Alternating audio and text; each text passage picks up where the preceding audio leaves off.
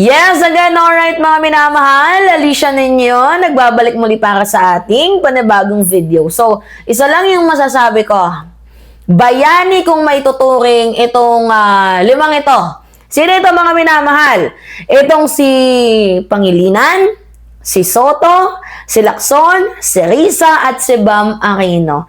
Sila lamang po ang mga katangi-tanging tao na nag-file ng resolution seeking to surrender Bato de la Rosa sa International Criminal Court. Like, nag-file sila, hindi to bill ha, resolution to, na in-urge nila itong si Senator Ronald Bato de la Rosa na total, nagpakita ka naman din at meron ng warrant ang International Criminal Court against sa'yo. Bakit hindi ka na lang magkusang mag-surrender?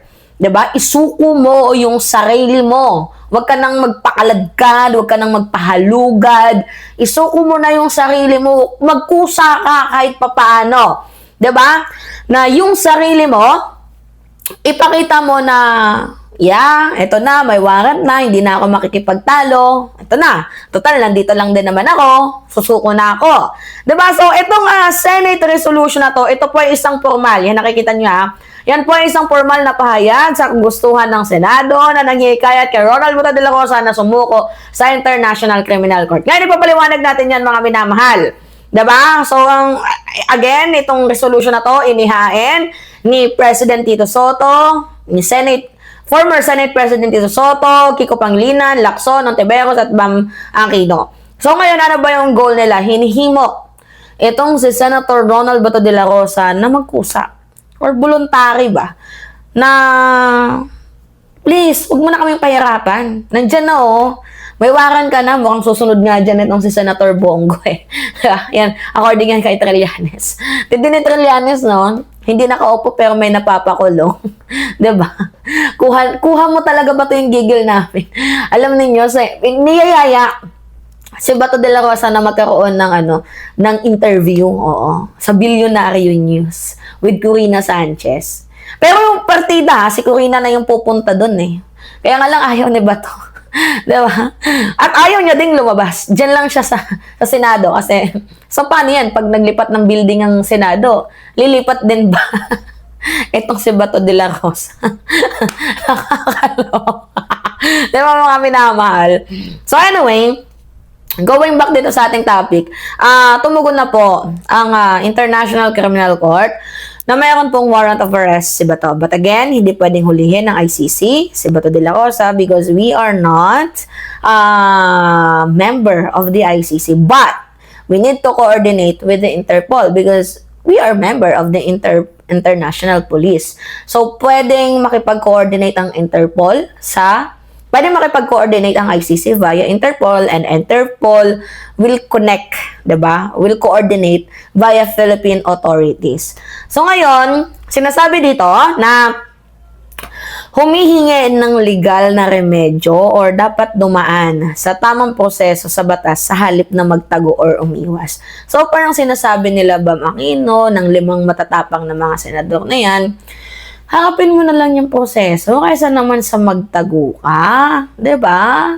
Pakita mo na lang na, diba sabi mo nga noon, make my day, you are willing to join former President Duterte, you are willing to serve former President Duterte, gusto mo magkatabi pa kayo ng higaan, diba may mga ganong-ganong effect ka na sinasabi.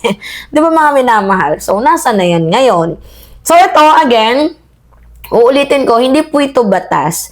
Ito po ay isang resolution.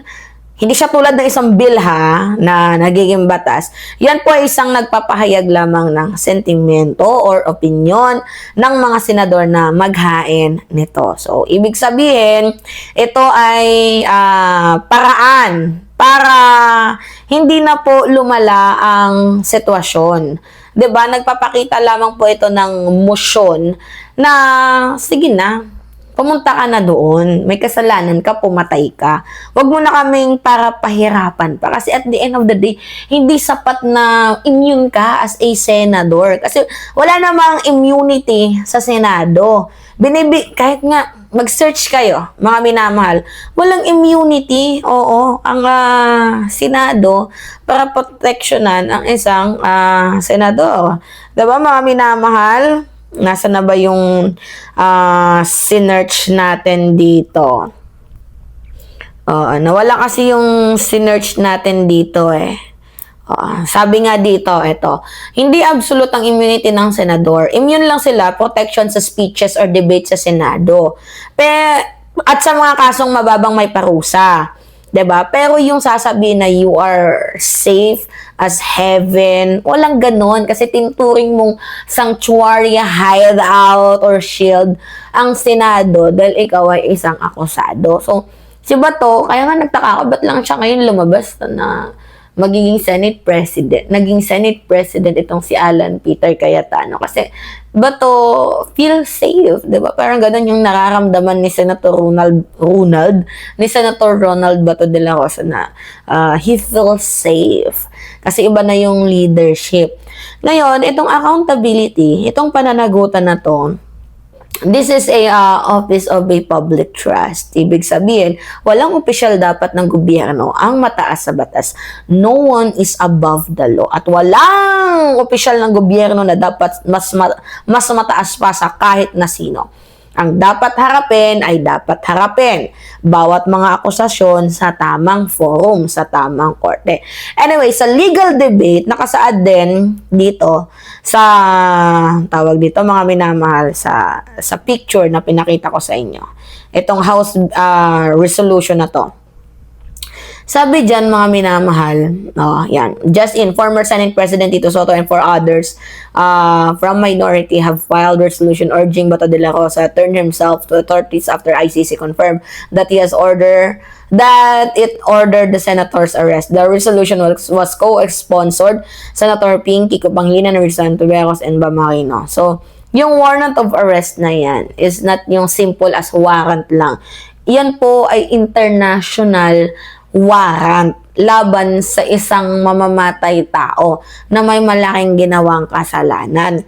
Kasi dito tayo nagtatalo-talo irrelevant na daw po ang ICC jurisdiction. Sa panig ng mga kritiko, masasabi nilang irrelevant kasi umalis na tayo.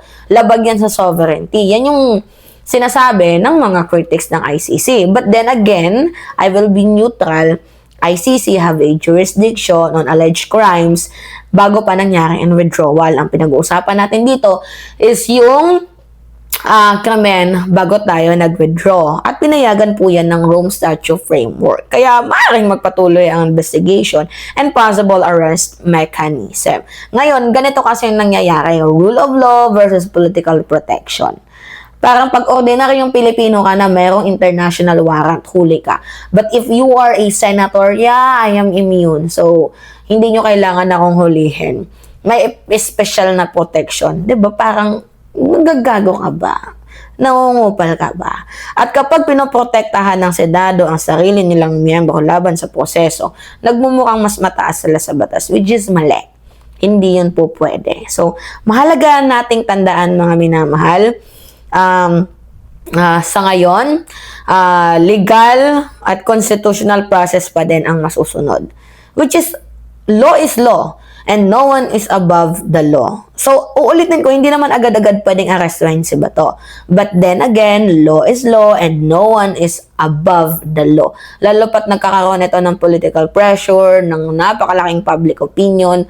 So, at the end of the day, mga minamahal, yung cooperation pa din ng Philippines authorities, dito nga po sa Interpol, dapat masunod. Kasi hindi pwedeng tayo lang kalmot ng kalmot, tapos pag sila kumalmot, hindi tayo magpapakalmot.